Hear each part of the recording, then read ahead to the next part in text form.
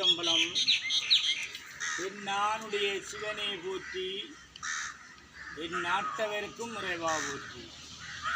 இன்பமே சூழ்க, எல்லோரும் நோயற்ற வாழ்வு, குறைவற்ற செல்வத்தோடு வாழ்க.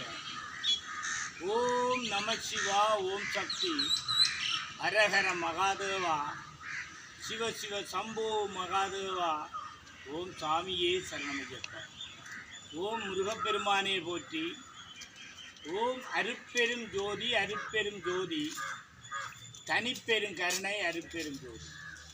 அன்பானவர்களே, அன்புள்ளம் கொண்டவர்களே, சிவபெருமானால் பூலோகத்தில் படைக்கப்பட்ட மனிதர்களே, மானிட பிறப்புகளே, மனிதநேயத்தை வளர்த்துக்கொள்ளணும் என்பதற்காக இன்றைய நாள் யாழ்ப்பாணம் தொண்டமன்னார் செல்லச்சென்னதி திருத்தலத்திலிருந்து இந்த தவத்திரு நாவண்ணா கானா சீனா கணபதி கதிரவேல் சைவ சமய சிவனடியே திருநீட்டி சித்தர் இன்றைய நாள் இந்த செல்லச்சென்னதி இந்த 2025 15/2/4/2025 புது வருடம் தமிழ் சிங்கள புத்தாண்டு வருடத்தை நிறைவு செய்து இன்று செல்லச்சென்னதியில் அழகன் முருகன் வேலன் கந்தன், அதாவது இந்த திருத்தலத்தில் இருந்துதான் கதிர்காமத்திற்கு வேல் கொண்டு பாத யாத்திரை செல்கிறவர்.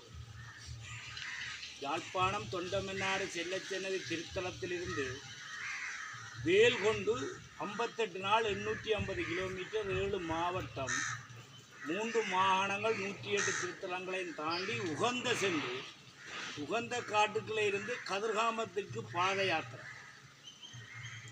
அங்கு சென்று கதிர்காமத்தில் உள்ள பூசகரால் இந்த வேலை கொடுத்து வெள்ளிவேல், இந்த வருஷம் 6 வெள்ளிவேலும் சித்திர தேரும் கொண்டு பாத யாத்திரை. அந்த பாத யாத்திரை செல்லச்சென்னதியிலிருந்து கதிர்காமம் சென்று அங்கே இருந்து கதிர்காமத்தில் உள்ள பூசாரிகளால் பூஜை செய்து கொடியேற்ற நிகழ்வு. கதிர்காமத்தில் கொடியேற்றம் உண்டால் அது தமிழர்களுடைய தான் அந்த பாரம்பரிய கொடியேற்றம். தமிழன் பால் குடிச்சு சமாதியாக இருக்கிற இடம்தான் பால் குடிச்சு பெற்ற சமாதி தான் அங்கே கதிர்காமத்தில் இருக்கின்றது. இந்த வரலாறுகள் இதிகாசனங்களை வெளிப்படுத்துகிறோம்ன்றதுக்காகத்தான் அழகான சித்திரத்தேர் வெள்ளித்தேர் இன்றைய நாள் வெள்ளி வேலொண்டு தந்து கைவசம் தங்களுடைய நேர்த்திக்கடனுக்காக தந்து அந்த சித்திர தேரில் அமைச்சு கதிர்காமம் செல்ல உள்ளதை இன்றைய நாள் ஞாபகப்படுத்துறதும் தெரியப்படுத்துகிற நாள் தான் இன்றைய நாள். வேலண்டால் வேல் வடிவத்தில் தான் அனைவரும் உருவாகிறார். ஒரு மனிதன் பூலோகத்தில் சிவனால் படைக்கப்படுறார் என்றால் அது வேல் வடிவத்தில் தான் உருவாகிறார். கூர்மையான அறிவு, பரந்த மனம், ஆழ்ந்த சிந்தனை, அந்த வேலையும் சித்திர தேரும் கொண்டு இந்த கிரிவலம் செல்கிறோம் என்றால் இனியும் எங்களோட தமிழர்கள் இந்த உலகத்தில் எல்லா மக்களும் ஞானம் பெறணும், அறிவு பெறணும், அன்பை வளர்க்கணும். தேரண்டத்துக்கு உலகம் பூரா தெரிஞ்சதோ தெரியலையோ 63 நாயனர்கள் தெரியப்படுத்தினார்களோ, நால்வர்கள் தெரியப்படுத்தினார்களோ, திருமூலர், வள்ளலார், பூசல நாயனர், பட்டணத்தார் என்னென்னத்தை தெரியப்படுத்தினோன்னு சொல்லி எங்களோட அடியார்கள் இப்போ தெரியப்படுத்துகிறா இல்லை. இந்த தேரானது சிவனிட்ட மகாசுரந்த தாய் வரங்கேட்டு வேண்டினால்தான் தேர். அந்த தேரை சிவன் கொடுத்தது மாயேட்டு, மகாசுரந்த தாயிட்ட. அதை என்ன செய்தவர் மகாசுரன்? முருகனுடைய அடாவடித்தனங்கள், ஆணவங்கள், அசுரர்களை தேவர்களை அழிக்கிறார்ன்றதுக்காக முருகனை சிவன் உருவாக்கினது. அசுரனுக்கு பாடம் கற்பிக்க அவர் அந்த அசுரன் என்னென்றால் அதே தேரில் இருந்து, அதே சித்திர தேரில் இருந்து முருகனை பேக்காடின்னு தெரிஞ்சவர். அப்போ முருகனும் சின்ன பாலகன், அழகன், கந்தன், வேலன், முருகன், தமிழ் கடவுள். அவராலேயும் ஒன்றும் செய்யலாக போச்சு. இது என்ன காரணம்? ஏன் இவர் இப்படி தேரில் இருக்கிறார்? இந்த தேர் யார் கொடுத்தது? ஆற்ற தேர்ன்றோன்னா இது சிவன் மாயைக்கு கொடுத்த தேர். அந்த தேர் யாருக்கு போய் சேரணும் என்றால் அது முருகனுக்கு தான் சேரணும். தகப்பன் பிள்ளைக்கு கொடுக்கலாம், பிள்ளை தகப்பனை கொடுக்கலாம், மகாசுரனுக்கு கொடுக்கணும் இல்லையே. அப்போ இந்த தேர் கிடைச்ச உடனே உடனே முருகன் சிவன்கிட்ட போய், அப்பா நான் என்னுடைய மகன், நீ என்னுடைய அப்பன், இந்த இது எனக்கு தான் தரணும்னு கையெழுந்துட்டு அந்த தேர் கிடைச்சது. அந்த தேரில் இருந்து முருகன் வேலை அசுரனை எய்யும் போது இயலாத கட்டத்தில் தான் மாமர வேஷம் போட்டவர். மாமர வேஷம் போட்டோன்னா மாமரத்துக்கு ஒளிஞ்சிருக்காண்டு வேளால் எய்யும் போது தான் மாமரம் முக்காவாசியாக காவாசியாகவும் பிளந்தது. அந்த முக்காவாசி மயிலாகவும் காவாசி சேவலாகவும் மகாசுரன் பெற்ற வரம் யாரும் அழிக்க இல்லாத வரம்.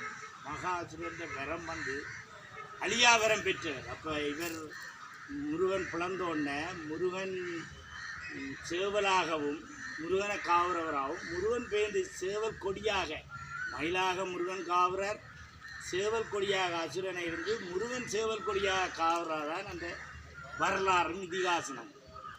அதனால் இந்த வருஷம் எல்லா மக்களும் ஞானம் பெற்று நோயற்ற வாழ்வு குறைவற்ற செல்வத்தோடு வாழவும், அனைவரும் நோயற்ற வாழ்வு குறைவற்ற செல்வத்தோடு வாழவும்.